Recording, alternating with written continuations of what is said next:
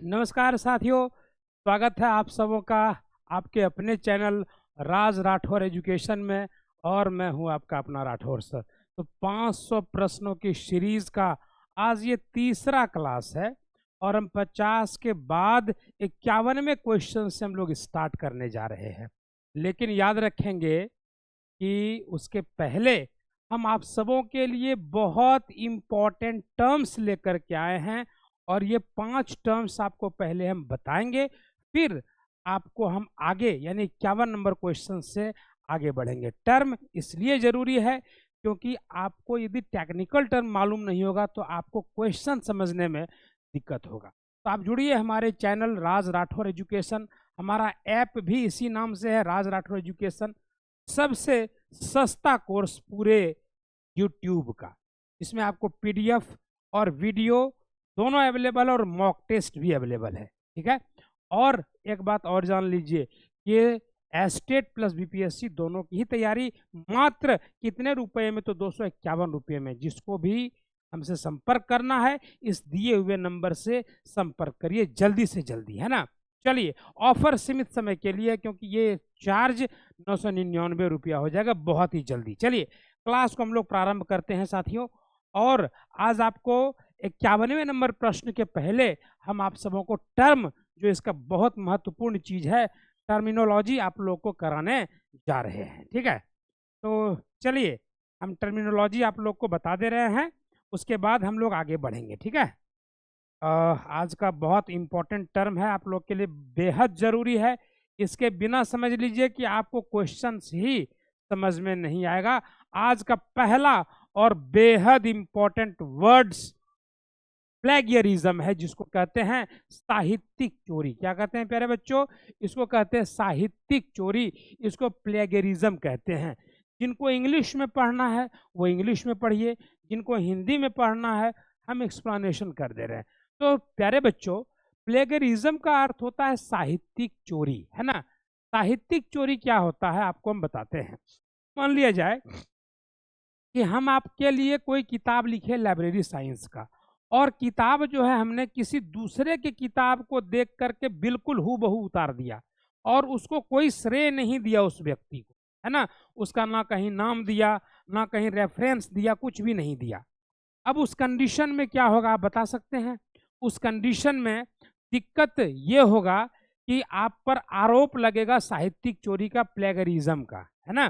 तो प्लेगरिज्म का आरोप लगेगा और आप पर फाइन भी किया जाएगा। आप ऐसा नहीं कर सकते, इलीगल है। तो साहित्यिक चोरी का अर्थ होता है प्यारे बच्चों कि किसी अन्य लेखक का विचार या उसका लेख या रचनाओं को बिना श्रेय दिए अपने नाम से प्रस्तुत करना। और यह शैक्षणिक और शोध क्षेत्रों में एक गंभीर नैतिक अपराध माना जाता है प्यारे बच्चों, है ना। और यह जानबूझ करके भी हो सकता है या अनजाने में भी हो सकता है, लेकिन याद रखिएगा कि जानबूझ कर करें या अनजाने में करें, इट डजंट मैटर, आपको सजा होगी, है ना।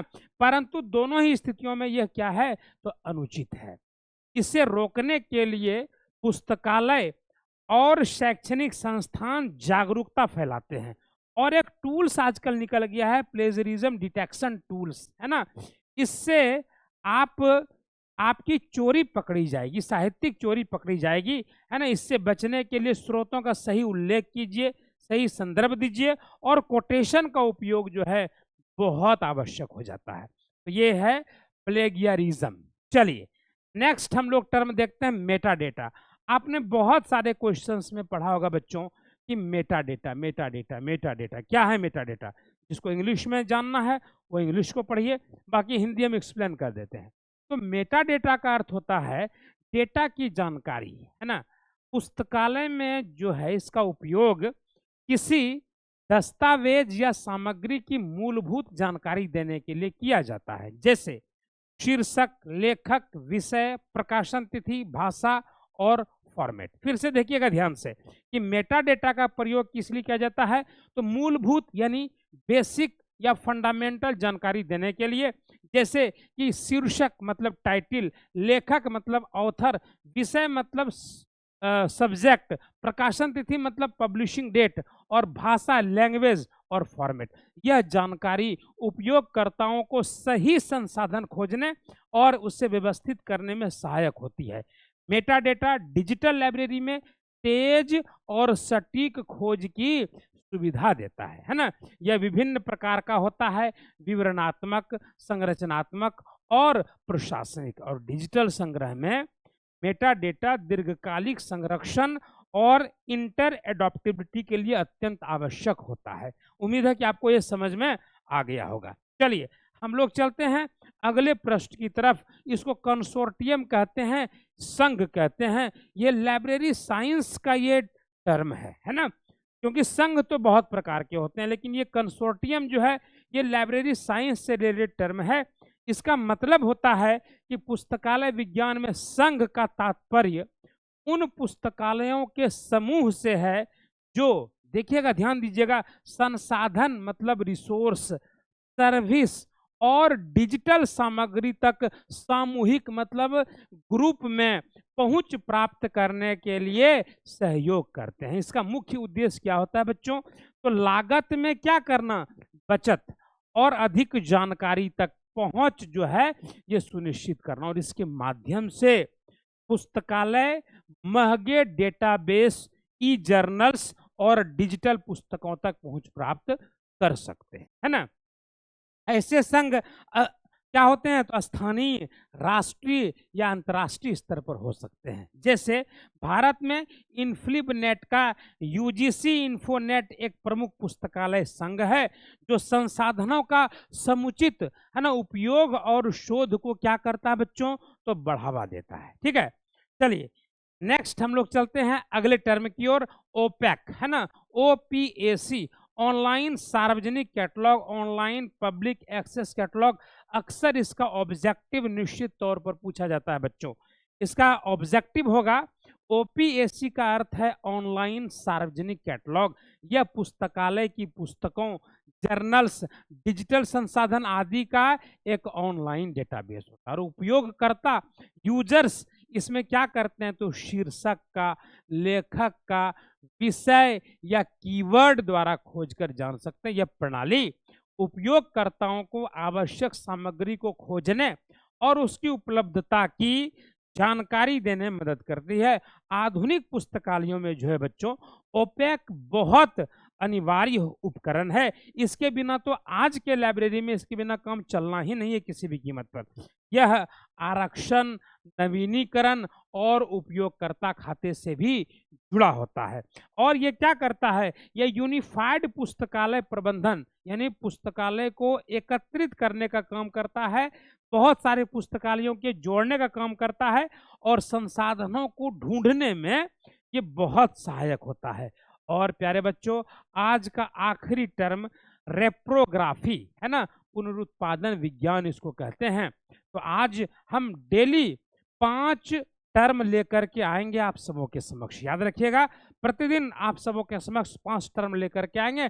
पुनरुत्पादन विज्ञान क्या होता है याद रखिएगा, है ना। तो पुनरुत्पादन विज्ञान का अर्थ है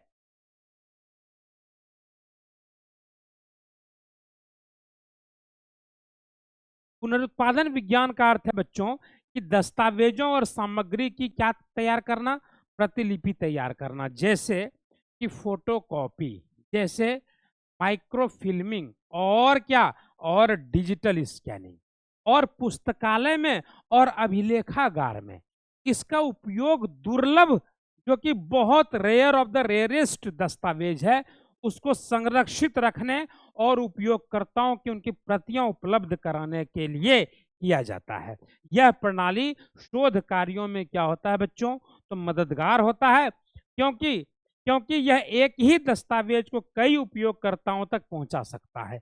यह इंटर लाइब्रेरी लोन और दस्तावेज डिलीवरी जैसी सेवाओं में भी उपयोगी है। अब आप बोलेंगे कि सर इंटर लाइब्रेरी लोन क्या होता है? तो एक छोटा पुस्तकालय यदि बड़े पुस्तकालय से किताब लोन ले, उधार ले, बोलेंगे उधार कैसे लेंगे भाई, इसका किताब वहां पहुंच जाएगा? नहीं, ये उधार जो होता है डिजिटल उधार होता है कि भाई बड़े पुस्तकालय में वो किताब है, छोटे पुस्तकालय में नहीं है, तो छोटा पुस्तकालय बड़े पुस्तकालय से रिक्वेस्ट करेगा भाई आप अपना ऑनलाइन एक्सेस हमको दे दीजिए ताकि हमारे यहाँ जो रीडर्स आए उनको वो पुस्तक पढ़ने को मिल जाए, तो वो इंटर लाइब्रेरी लोन है। और दस्तावेज डिलीवरी जैसी सेवाओं में भी उपयोगी है। और सही पुनरुत्पादन सेवा, संसाधनों की सुरक्षा और जानकारी का प्रसार दोनों में ही सहायक होता है। तो प्यारे बच्चों, आपको ये समझ में आ गया होगा, टोटल हमने 5 टर्म्स आपको बताया और प्रत्येक ऑब्जेक्टिव के पहले हम आपको 5 टर्म्स निश्चित तौर पर बताएंगे। आज अब हम लोग चलते हैं प्रश्न नंबर 51 की तरफ। 51वां प्रश्न आपका इंतजार कर रहा है। उस 51वें प्रश्न को हम लोग देखते हैं और हम लोग इसको कंप्लीट करने का प्रयास करते हैं। और कल तक हम लोग कोशिश करेंगे, प्रयास करेंगे बच्चों कि आपका जो है क्या हो जाए, तो कल तक आपका 500 क्वेश्चन कंप्लीट हो जाए। तो प्रश्न नंबर 51 क्या कहता है कि which of the following is a function of a library acquisition department, है ना। क्या है प्रश्न कि पुस्तकालय के अधिग्रहण विभाग का कार्य निम्नलिखित में से कौन सा है? Cataloguing resource, selecting and purchasing materials, providing reference service और मैनेजिंग सर्कुलेशन। इसका क्या उत्तर होगा, जल्दी से बताइएगा, है ना। प्रश्न फिर से सुनिएगा कि which of the following is a function of a libraries acquisition department, यानी कि पुस्तकालय के अधिग्रहण विभाग का कार्य निम्नलिखित में से कौन सा है? कैटलॉगिंग रिसोर्स का काम है, यानी संसाधनों को कैटलॉग करना, सूचीकरण करना। Select and purchasing material, material को सेलेक्ट करना, खरीदना। Providing reference service, reference service को प्रदान करना। या मैनेजिंग सर्कुलेशन, सर्कुलेशन को मैनेज करना। क्या होगा इसका उत्तर? तो प्यारे साथियों, सेलेक्टिंग एंड परचेजिंग मटेरियल्स होगा, यानी अधिग्रहण विभाग, एक्विजिशन डिपार्टमेंट। एक्विजिशन मतलब अधिग्रहण करना, अधिग्रहण करना मतलब कि वो सेलेक्ट करेगा और परचेज करेगा, पुस्तकालय के लिए सामग्री जैसे पुस्तक पत्रिकाओं का चयन करता और खरीदता है। यह पुस्तकालय संग्रह को विकसित करने में महत्वपूर्ण भूमिका निभाता है। चलिए अगले प्रश्न की ओर हम लोग चलते हैं। प्रश्न नंबर 52, क्वेश्चन नंबर 52 आपके सामने है कि which of the following is a principle of the IFLA code of ethics for librarians. इसका मतलब हो गया कि लाइब्रेरियंस के लिए IFLA आचार संहिता का सिद्धांत निम्नलिखित में से कौन सा है? पहला है रेस्ट्रिक्टिंग एक्सेस टू इंफॉर्मेशन, यानी सूचना तक पहुंच को सीमित करना। दूसरा है प्रोटेक्टिंग यूजर प्राइवेसी, उपयोगकर्ता की गोपनीयता की रक्षा करना। तीसरा है लिमिटिंग रिसोर्स शेयरिंग, संसाधनों को साझा करने को सीमित करना। और नेक्स्ट क्वेश्चन है मैनुअल कैटलॉगिंग, मैनुअल सूचीकरण, है ना। क्या उत्तर होगा इसका, जल्दी से बताएंगे आप लोग। इसका उत्तर होगा B number, protecting user privacy. यानी कि IFLA जो है प्यारे साथियों, ये IFLA क्या करता है, तो आचार संहिता में पुस्तकालय अध्यक्ष जो हैं वो उपयोगकर्ता को कहते हैं कि गोपनीयता आप रखिए, है ना। ये उपयोगकर्ता डेटा और खोज इतिहास को, यानी जो सर्च हिस्ट्री है उसको सुरक्षित रखने पर जोर देता है ना। कौन कौन सा चीज? तो IFLA, है ना। IFLA का क्या काम है? तो प्रोटेक्टिंग यूजर प्राइवेसी, यूजर मतलब उपयोगकर्ता का जो प्राइवेसी है उसके निजता का ध्यान रखा जाता है, ख्याल रखा जाता है। चलिए प्रश्न नंबर 53, 53वां प्रश्न आपके सामने है कि what is the purpose of libraries inter library loan system. अभी जस्ट आपको इंटर लाइब्रेरी लोन सिस्टम हमने आपको समझाया साथियों। तो पहला है टू क्लासिफाई बुक्स, पुस्तकों का वर्गीकरण करना। दूसरा है to share resources between libraries, मतलब पुस्तकालयों के बीच संसाधनों को क्या करना, तो साझा करना। तीसरा है टू ऑटोमेट सर्कुलेशन, यानी निर्गमन को स्वचालित करना। और चौथा है टू इंडेक्स जर्नल्स, जर्नलों को क्या करना, तो अनुक्रमित करना। आपका प्रश्न का उत्तर हो जाएगा B number, to share resources between libraries, यानी कि अंतर पुस्तकालय ऋण, इंटर लाइब्रेरी लोन जो अभी आपको जस्ट बताए थे, विभिन्न पुस्तकालयों के बीच संसाधनों को साझा करने की सुविधा प्रदान करता है। यह उपयोगकर्ताओं को उन सामग्रियों तक पहुंचने में मदद करती है जो उनके पुस्तकालय में उपलब्ध नहीं है। यह तो हम पहले ही क्लियर कर चुके थे आपको। चलिए प्रश्न नंबर 54 की तरफ चलते हैं। क्वेश्चन नंबर 54 क्या कहता है कि which of the following is a type of library classification, निम्नलिखित में से कौन सा पुस्तकालय वर्गीकरण का प्रकार है। पहला देखिएगा MARC 21 colon classification, AACR2, Dublin code. इन चारों की व्याख्या हम ऑलरेडी पहले ही कर चुके हैं। प्रश्न को पुनः सुनिएगा कि which of the following is a type of library classification, निम्नलिखित में से कौन सा पुस्तकालय वर्गीकरण का प्रकार है। तो बच्चों आपका उत्तर होगा कोलन क्लासिफिकेशन जो है ये पुस्तकालय वर्गीकरण का प्रकार है, ठीक है ना। और ये MARC 21, AACR2 और डबलिन कोड, ये तीनों ही क्या है बच्चों, ये तीनों ही जो है कैटलॉगिंग है। क्या है ये, कैटलॉगिंग है। और वो क्लासिफिकेशन है। क्लासिफिकेशन में आपका क्या क्या आ जाएगा, CC आ जाएगा, UDC आ जाएगा और DDC आ जाएगा, है ना। ये तीनों क्लासिफिकेशन है, जबकि ये सब कैटलॉगिंग है, सूचीकरण है ना। चलिए, और मेटा डेटा, मेटा डेटा के बारे में आपको स्पष्ट रूप से हम बता चुके हैं कि मेटा डेटा क्या होता है, ठीक है। अब चलिए प्रश्न नंबर 55 की ओर चलते हैं। हमारा 55वां नंबर प्रश्न क्या है बच्चों कि what is the full form of LIS in the context of library science.